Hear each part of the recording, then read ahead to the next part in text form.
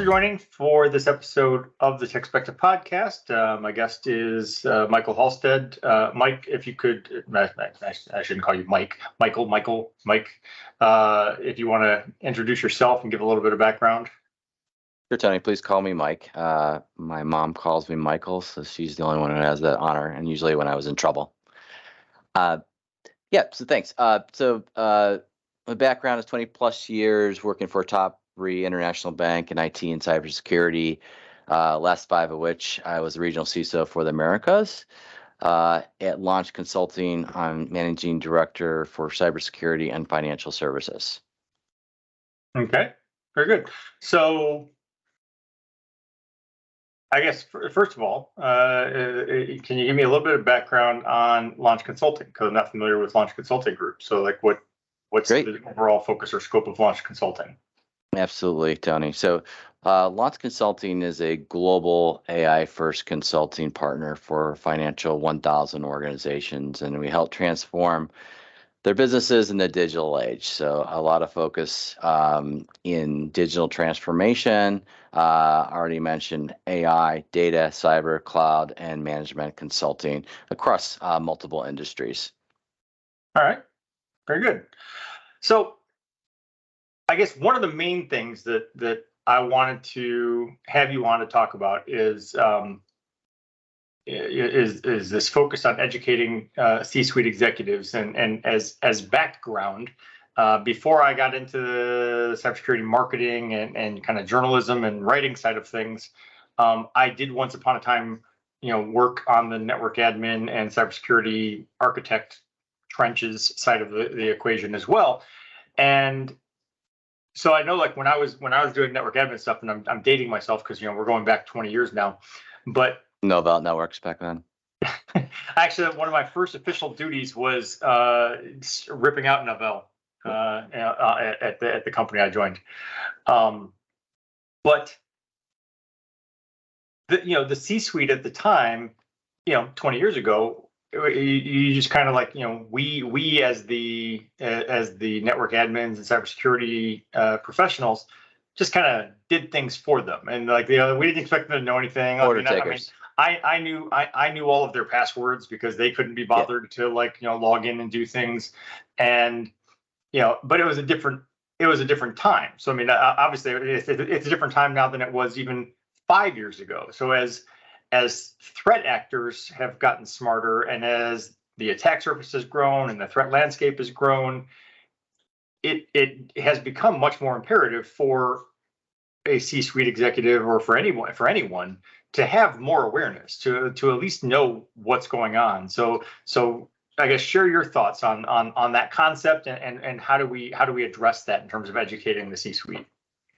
Certainly. So first off, you'd be surprised on how many executive assistants still have their boss's passwords. I know there's a lot more tooling where they can actually do emails on behalf of them, but it's still an area, and actually the executive assistants are targeted quite often by bad actors. And they find out who they are, and they go after them because they know that they have that privileged access, similar access as what their bosses have. So while some things may have changed, some things stay the same. So right.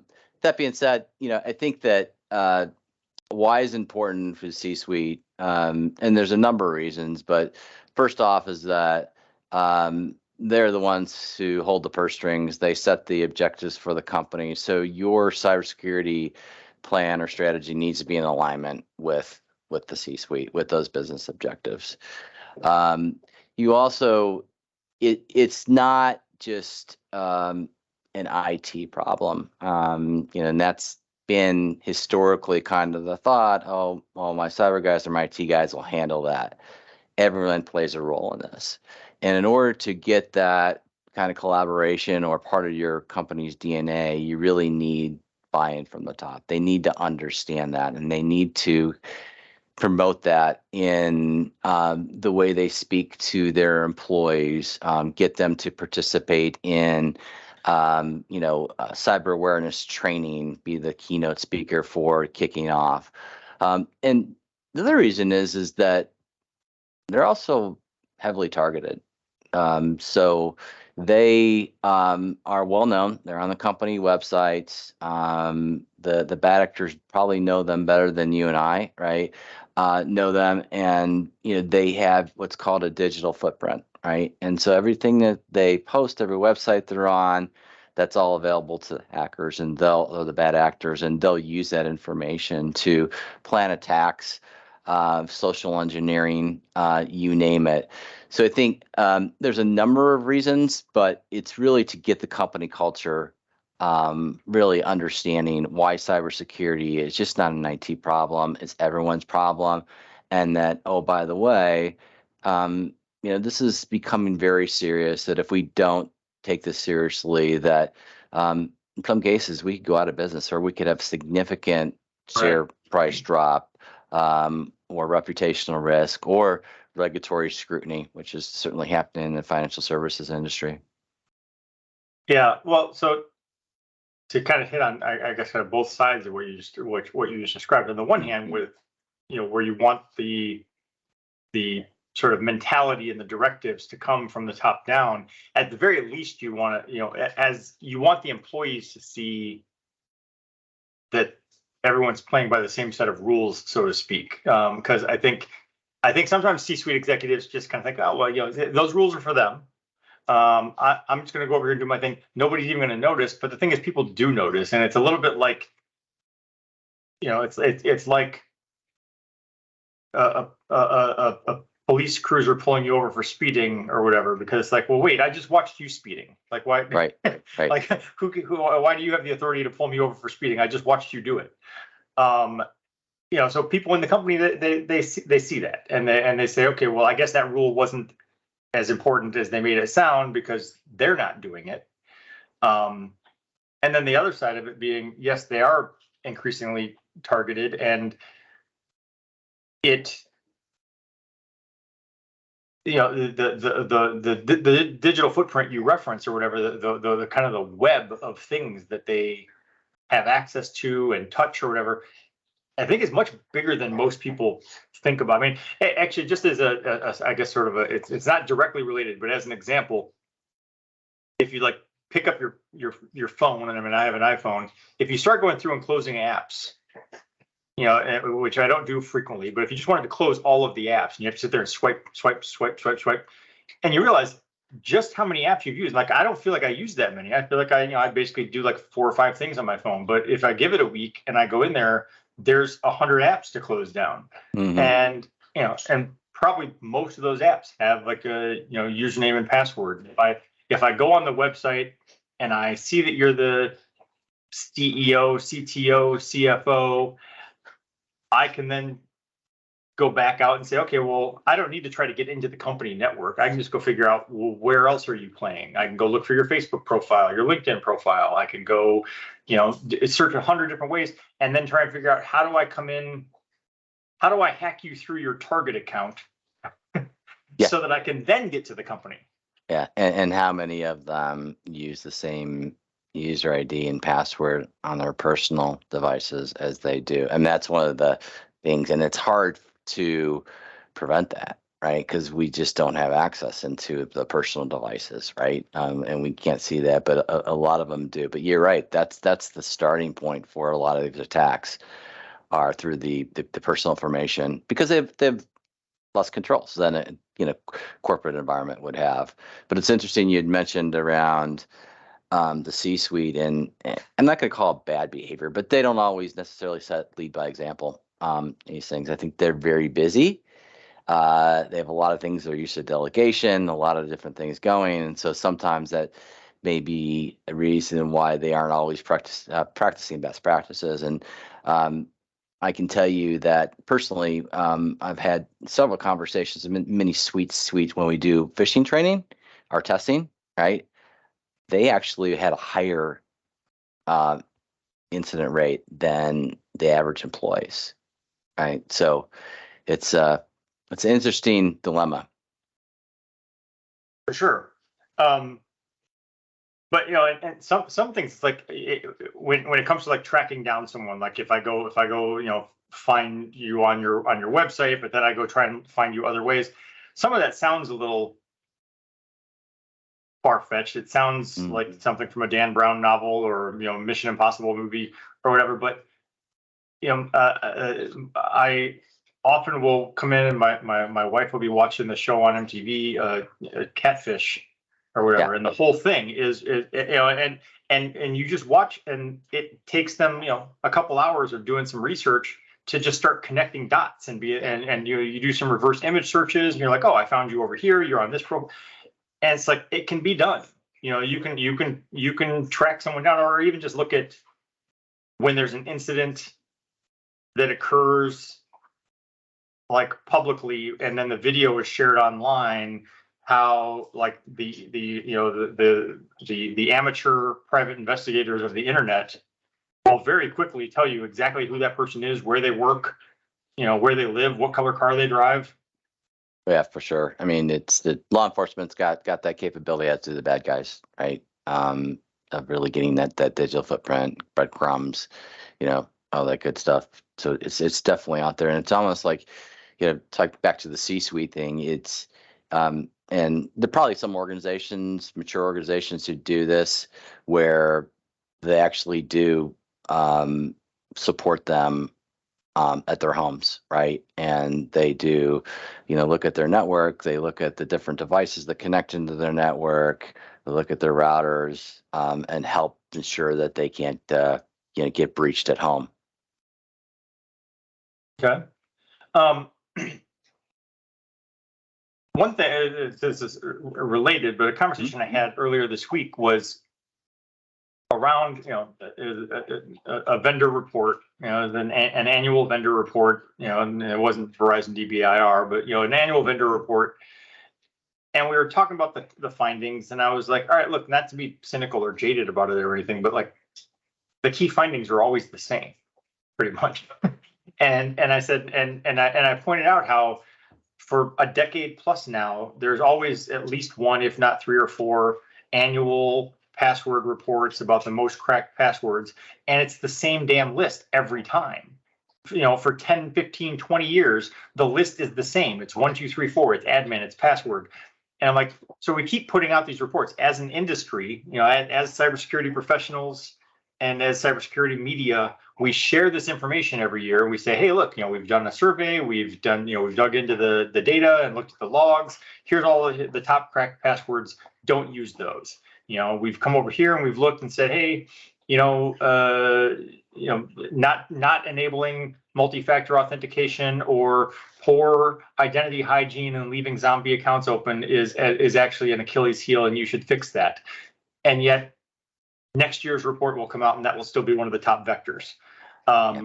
So the question becomes, not that we from my perspective, it's not that we shouldn't look at that information and compile that information and share that information, but I feel like we also, it seems like we obviously we must do something else as well, because just sharing the information every year doesn't seem to be changing behavior. It's not moving the needle. Yeah, no, for sure. And I think you're right. You see a lot of the similarities, and what's the definition of insanity, right? Same thing over and over, expecting a different result, and it is the same result. Certainly, I think MFA is a good direction in getting away. So if they do get the password, there's another form of authentication that's required. What we found and what I've heard is that MFA is great, but organizations either aren't implementing it correctly, or they have poor enrollment processes. So actually, the bad guys aren't focused on the MFA itself. They're focusing on, okay, I can now go and get a token and get my credentials because there's a weak enrollment process, and now I've got myself an entry point into the organization. So I think that really it's still, and everyone in even in RSA in San Francisco still say MFA continues to be one of the strongest defense against a number of different attacks. But you've got to look at the way you implement it and look for any weaknesses or vulnerabilities around that. But I think back to your point, it's it's still surprising on how often these are repeated, and what's going up is the cost of cybersecurity, right? It's 8 trillion in 2023, I think 10 trillion 2025, with some of the common things, and just not only on the personal basis, but companies still aren't looking at that basic hygiene,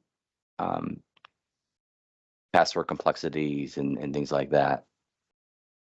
Well, and again, going back to my network admin days, and again, that predates a lot of stuff that we that has come since then. But I can say that it was always way easier to set up an account, to grant permission. If someone's coming to you and they're like, "Look, Tony, I'm trying to get my job done. I need access to this server, yada, yada, yada. I'm in the middle of 5 other things. I'm like, you know what? Boom, boom, boom, boom, boom. Here you go. You've got access. Have fun." What doesn't happen is me then coming back a couple of days later and saying, "Hey, Bob, do you still need that access, or are you done with that?" And companies still deal with that. It's real easy to grant permission, but people are really bad about the hygiene on the back end. Yeah, for sure. And that's movers, leavers, joiners, the leavers, and that's not only people who leave the organization, but if they transfer roles within the organization, and updating that, and having a discipline around doing access recertifications, and having an access recertification on a quarterly basis, access recertification process that does not tick the box. And I've seen it myself. I've had admins who've had thousands of accounts, and you'd have to go through, "Oh, well, that looks good. That looks good. No, that doesn't." It almost becomes the point where it's not effective, because you really can't manage it in that manner. So you're right. That's identity access management. Privileged access continues to be a huge Achilles heel in organizations, and they really have. And that kind of goes back to the C-suite, is that them understanding that, and them pressuring a lot of the data owners or business owners to perform these activities. Yeah. Well, and in those situations with joiners, movers, leavers, I feel like movers is the one that I think a lot of companies, leavers as well, but movers it generally gets less scrutiny and less discipline about it, because I'm like, well, you're still an employee. Like, I don't need to concern myself like you're gonna hack us. Like, you move from this team to that team, I'll get to it eventually. I think companies are generally okay about shutting down accounts when people leave, although I will say, I still had an active email address with the company like 10 years after I stopped working with them. So there's definitely room for improvement there as well. But it's that, again, as people move from team to team, or a project ends and you just don't need access to that anymore, it's not as big of a fire to put out, though, when you're still an employee, and so it's not a high priority, but it is something that widens your attack surface from an attack perspective. Absolutely. And that individual, they're still with the company, we don't need to manage the access that they just left behind. Well, maybe one of the bad actors or an internal person is using that account and shouldn't be, and it's not really being monitored, because it's an active account within. So I completely agree. And the other area is with third parties. So third party access, when someone leaves the organization, is not managed as effectively as internally, right? And that's for all movers, leavers, and joiners. For sure. Of course, as third parties continue to be popped on a pretty regular basis. And I think there was a stat out there, like most companies, at least 50% of the third parties have been hit within cyber attacks. Going back a step, when you were talking about MFA, yes, it adds this layer. I've seen people argue like, well, it's not perfect, especially if it's like SMS stuff. Like there are ways that a threat actor can like get in and access to that as well. But all of those things, from my perspective, are like, okay, well, are there better things that you can look at? Sure, like by all means, consider those. However, it's still better than not having the MFA. Like anything you do that just adds a layer of complexity, makes raises the bar a little bit. Basically, an attacker is going to come in, they've got your cracked password, and then all of a sudden it says, okay, well now I need you to give me the code from your authenticator app on your phone, and they kind of shrug their shoulders like, all right, well I guess I'll move on to the next. I'll move on to the next password, because most attackers don't have the resources to go figure out how to hack your MFA, or they don't even if they had the resources or the knowledge, there are enough other people who don't have it that I'm not going to waste my time on you. For sure. And it can be as simple as putting some speed bumps in place, right? Where, one of the previous organizations I worked with, they just put in a date of birth check, right? And you'd think that, well, that's something that's easily accessible, but it's about time. And the bad actors, when they're doing these credential stuffing type of attacks, they're looking at how quickly can I get this, and they don't want it to go figure out, well, what is the date of birth for all these people that I have the user ID and passwords for. So it was a speed bump. It wasn't, ideally what we'd say is the ultimate protection, but those are certainly things, additional layers, additional steps. No one wants to hear, particularly those who are the user experience folks, right? But at the same time, you got to find that balance between, getting hacked versus being protected. Well, and I also think that one of the concerns or the thing that I would caution someone on is I would say, well, by all means, have that in there as a layer, but don't get lazy about it or whatever. It's like the other example I've used is if you go back to the early days of Wi-Fi, and then they cracked the web encryption. And the tool was readily available. Anybody could go get the tool and crack a web encryption in like under a minute. And there were people who were like, well, I guess just don't enable the web encryption. I'm like, no, do enable the web encryption, because it's still like, again, like if I'm an attacker, I'll just move on to the next house. Like, why would I sit here and try and crack yours? Like not every attacker is going to have access to the tool. Or in that case they would, but not every attacker is going to bother. But the flip side of that is, okay, but also definitely leave the WEP on, but also as soon as you can, upgrade to WEP 2, upgrade to WPA. Like, don't get lazy and say, well, I've got this, it's an extra, layer of defense, and so I'm good. It's like, well, no, it's better than nothing, but that doesn't mean you shouldn't look for ways to improve it. And that's not only on personal basis, but it's at the corporate level, right? Just how many old systems that are still out there, which are very vulnerable, Microsoft XP, you'd be surprised that, and still run some mission critical, functions within these organizations. And it's just, there's cost to upgrade them. Of course, there's people. It's challenges that are out there. Yeah, and speaking of like the like kind of the upgrading operating systems or patch management things, a number of years back, I had a conversation with someone where we were looking at, I don't remember, let's say it was Heartbleed, something we were looking at, and comparing the numbers. It was like a year after the fact, and we were looking at, all right, so 89% have updated, but there's this 11% that haven't. And I made some comment about the laziness or the negligence of this 11%, and the person I was talking to pointed out, is like, no, there gets to be a certain point where, like, as far as the people or the systems that are going to be updated, they are done. It's not like you're waiting for this 11% to update. They're not going to. If they were going to, they would have already done it.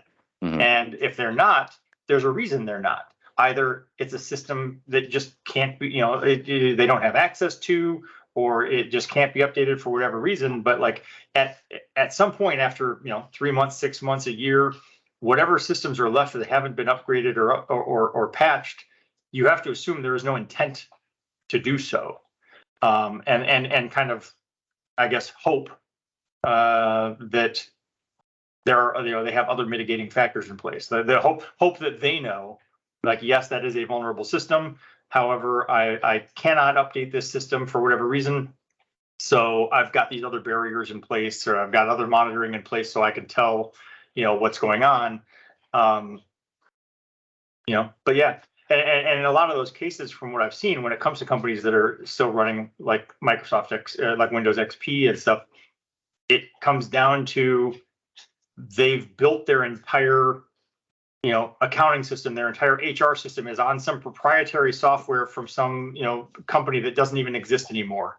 And they look at it, they say, well, should we buy a new software that runs on Windows 11 so we can upgrade? Sure, but what's the cost involved? Like, what's how much heavy lifting it has to happen for me to then convert all of my data from this system to this system? And at some point, you just kind of go, you know what? Never mind.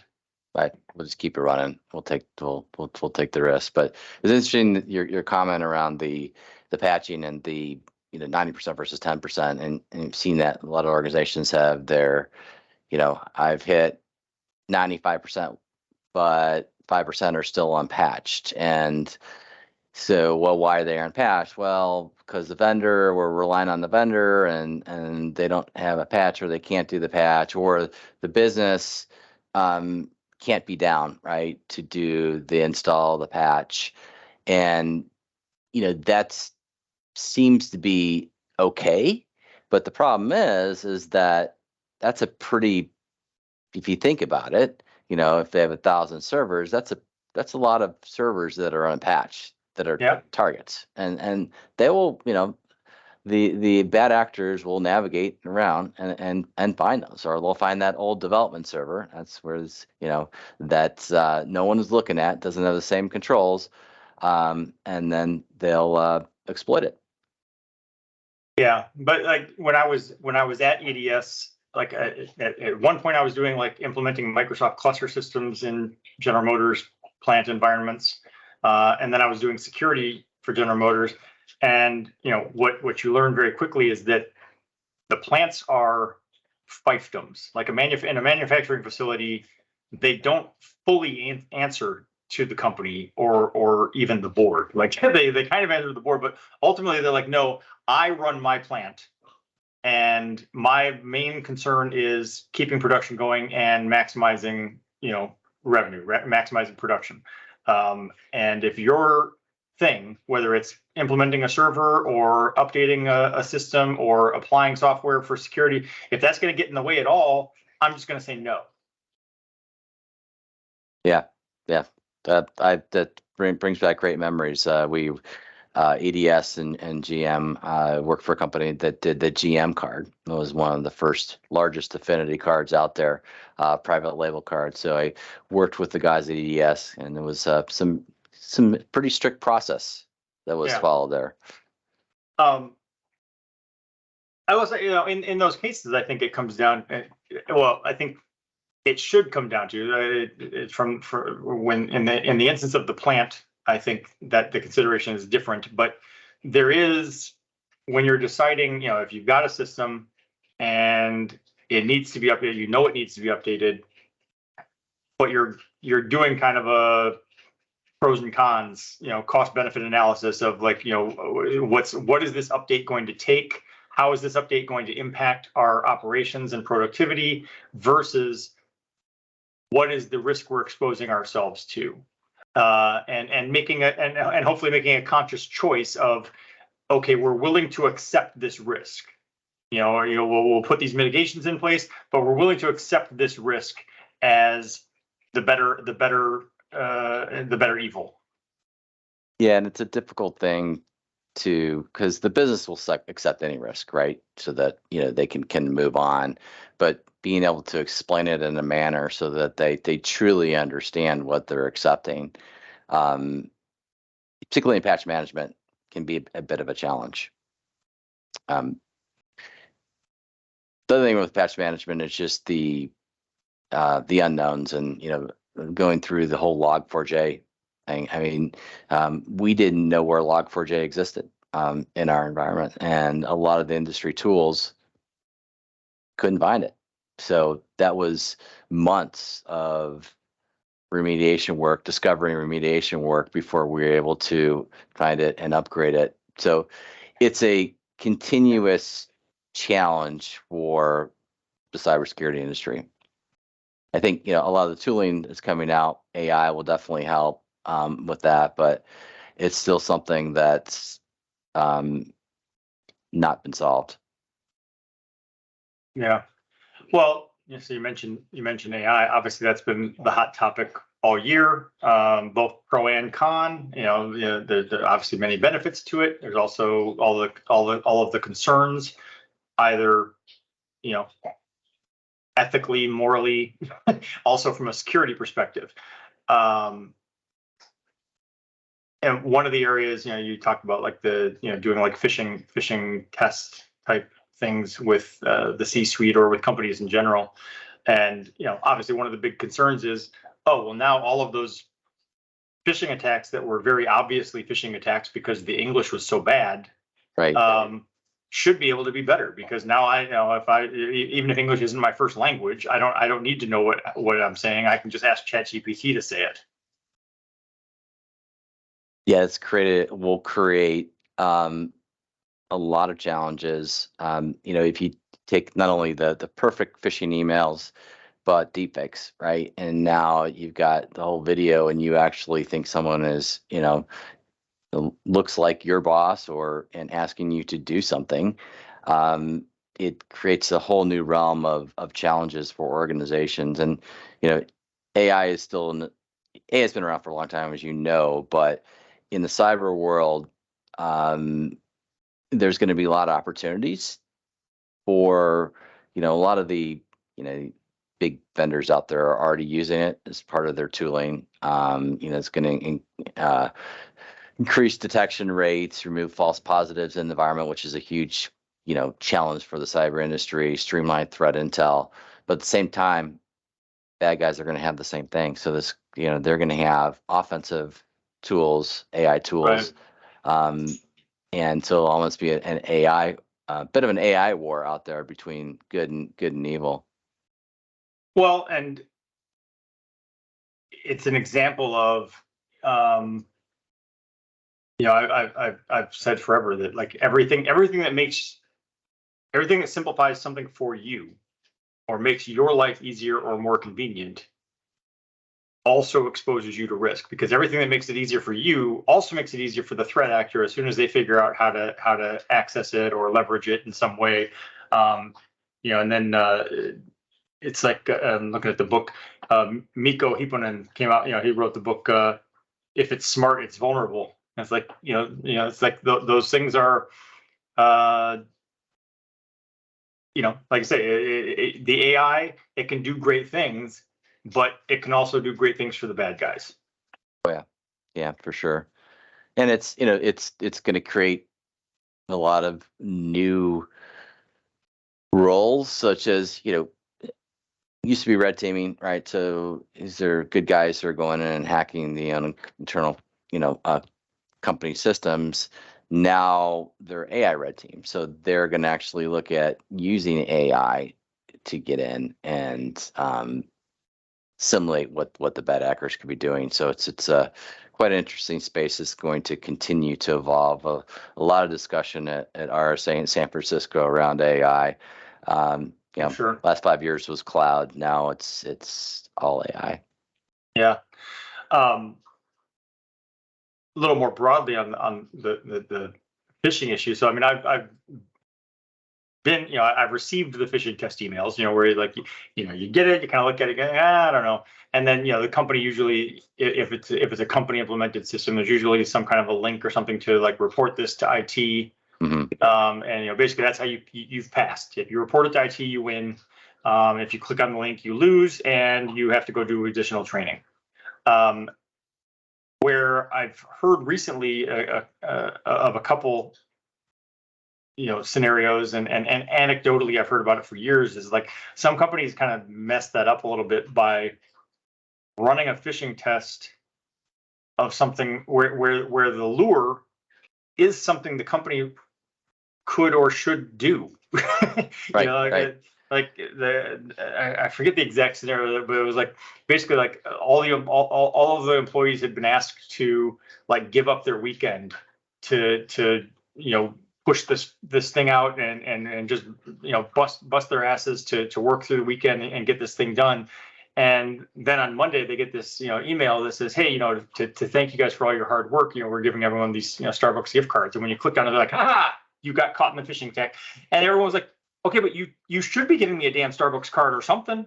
Right, exactly. And now I'm not getting it, and plus I have to go do additional training. And Right. some companies will actually looking at docking some of your pay, right, if you're a repeat offender around the whole phishing side. So yeah, it's.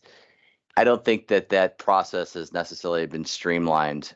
I mean, the good news is that in corporate, a lot of these tools are pretty good, right? So by the time it's gotten to you, it's gone through, a lot of screening, and even if you're clicking on it, you're kind of, it's going on to a sandbox and it's being detonated to make sure that there's nothing malicious around it. I'm not saying that we shouldn't still be diligent about those emails, but that space has gotten a lot more secure from my perspective. Sure. I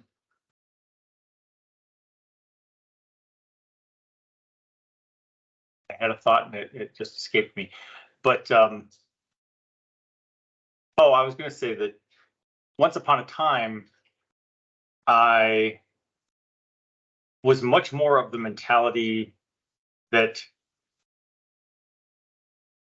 like user awareness training wasn't as valuable. Like I was on the side of the fence of saying, you know what, you can try and do all the training you want, but that's not their job. Like they don't care about it because it's not their job, and they're not interested in it.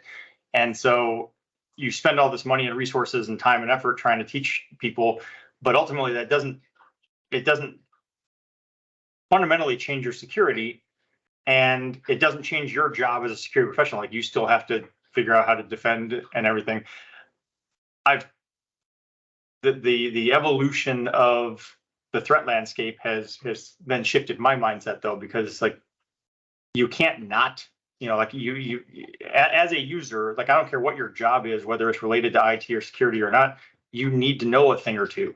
Like it's not optional. You can't just shrug your shoulders and go, oh yeah, I don't work in IT, I don't need to know that. It's like, no, you do. You need to know something.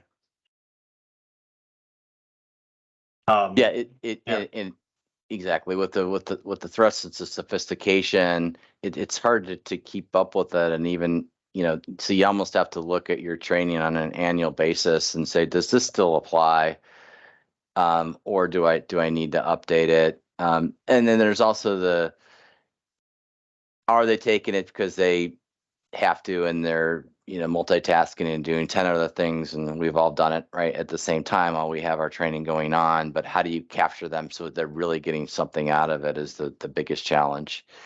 But it's also specific training. So role based, right? You're an executive assistant. Here's what could potentially happen to you. You're a Unix admin, right? Many companies do Unix, but Linux admin, and so here's a type of potential social engineering and/or exploits, or you should be maybe cleaning up what you say you are in social media, right? So I think more targeted type training is definitely where it needs to be, as opposed to more general training. Yeah. Oh, and hitting on your point about, yeah, it's like you just turn it on, the video plays, you're doing other things, and especially because I've been a CISSP since 2002, and it's like I'll I don't feel like I really need to pay Do that they much still have attention. it Like back then, 2002? yeah. I mean, I was number like 31,000 something. So, Oh, okay. um, uh, so I don't feel like I need to pay that much attention. Like I can pass the quiz at the end of it. Hopefully, I can pass the quiz at the end of this thing without you telling me anything. I should know this already. Right. But I've encountered a couple of them that were more draconian in their implementation. In that, if you even left the tab of the browser, it stopped playing. Like you had to leave the browser active. So if I tried to like do something in Microsoft Word at the same time, they're like, nope, sorry, we're done. We're not going to play. Like you've got to leave this. This has to be the only active thing, otherwise the video won't play. And I'm like, damn it. Yeah. Though they've gotten creative with that because they know that people multitask, and so I think it is getting better, but it still has some opportunities for improvement. Yeah. Well, and I would say that the pandemic and then the shift to remote and hybrid work changes the calculus of everything as well. Where it's like, well, when you were a worker sitting in a cubicle in the office on the network that I manage, that was one level of risk. Now that you're sitting at home on your personal network, but I'm letting you access company resources, that's a different thing. Now I need to educate you better. Oh, absolutely. And there's home printing, right? So printing in the office, that's all managed. And there's also the fact of now you're on a VPN, and the bad guys know that, right? So they were DDoSing the VPNs, because if you can't get in, security guys can't get in, right, to do their jobs. It's a kind of great way for them to come in, and so it's all a lot of different type of exploits. Of course, there are a lot of scams in that time frame with COVID relief, etc. But certainly, it changed movement from the office to the home, and the controls and management that's required around that. And that's not going away, because it looks like there's hybrids kind of here to stay. Yeah, I would say. It is interesting to watch the back and forth somewhat. Like I feel like even some of the companies who were very emphatic about how successful remote work was, where they like a year into it, they were like, hey, we've looked at the metrics, we've monitored productivity. Turns out productivity went up. This is great. But then as soon as everything kind of died down, they're like, all right, everyone get back in the office. And it's like, well, wait a minute, you just told me productivity went up. So Yeah, it's interesting dilemma. I know there's a lot of companies now are coming back with 4 days. Well, they've got all this real estate. What are they going to do with it? No one's going to buy it. So when I was working at EDS, I was actually working. I mean, I'll do the quick version of the story. I was working in an office, but I went into work one day and the network was down, or it was at least crappy. And it was like one of those things where I was like, don't we do this for a living for other companies? Don't we help them build their networks? Why does ours suck? But I was like, you know what? I'm going home. I'm like, I've got a very nice connection at my house. I'm just going to leave and go work there. And then I just didn't go back. And I just started working remote because I was like, hey, this is great. And a couple years into that, at some point it got formalized with my manager. Like, all right, I have a work from home agreement. A couple years into that, though, around 2005, I think they got a new CFO who looked at all of their leasing agreement, their real estate leases, and was like, all right, we need to rescind all the work from home agreements. We need people in these offices. And and I had a whole debate with my manager about it, because I was like, look, that's an hour of my time, an hour of my life to get to work, an hour of my life to get home from work, all of these other things. I'm like, you're cutting into the productivity. It's just dumb. And it's like, but the whole thing came down to, they were like, well, we're locked into this lease. We're paying for this real estate. We want to put people in it. And I was like, yeah, I don't know if that's the best logic. I mean, I'm sorry that you're locked into a lease, but I don't think that my sitting there is going to change anything about that.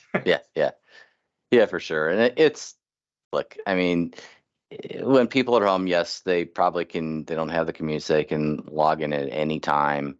But there's also distractions, right? And I can admit I have distractions. The doorbell rings and the dog gets crazy, and kids are coming home, what have you. But yeah, it's something that is evolving, and like you said, it's going to be here to stay. Just how do we continue to use tooling to collaborate more? And it's getting better. I mean, Microsoft Teams, I think, is pretty solid product. Yeah. Well, to sort of try to wind down, but I wanted to ask you kind of like, what are you seeing now, and what do you kind of project for like the imminent future in terms of things that the things you think that companies are not focused on enough and should be looking at? Well, what I see now is, of course, the bad actors are getting much more sophisticated. Right? There's the ecosystem is broadening, I should say. So when we say the ecosystem, it's you may have your data on premise, you may have your data sitting in the cloud, you may have your data sitting with a third party. You, like you said, you work from home, right? And you've got different devices connecting into it. So the footprint is expanded with a complex ecosystem. So those have created, for the bad actors, excellent opportunities, right? To get in and attack. I think what we're seeing is that a lot of companies have some of their foot in the cloud door, some of their foot in the on-premise door, and really haven't made that switch over one way or the other. And so they've been maybe really were good at protecting on-premise, but now cloud's kind of a new area for them. And just by using the tooling that the cloud providers, give you is not enough, right? So having to go in and implement your own encryption management, implement your own incident management, implement your own access management, providing them the education of how to make that transition. And, using tools, we already talked about MFA, of course, but, the new term is the XDR, extended detection response, right? So that's going beyond just your on-premise. So I think that's still a challenge for a number of organizations to align that transition. I think we already talked about it a little bit. The AI is a bit unknown right now.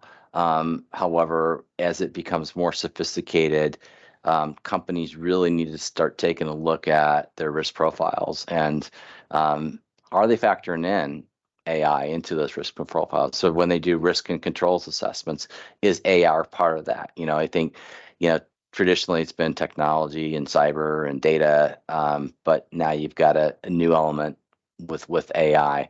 So it's kind of looking at it from that lens.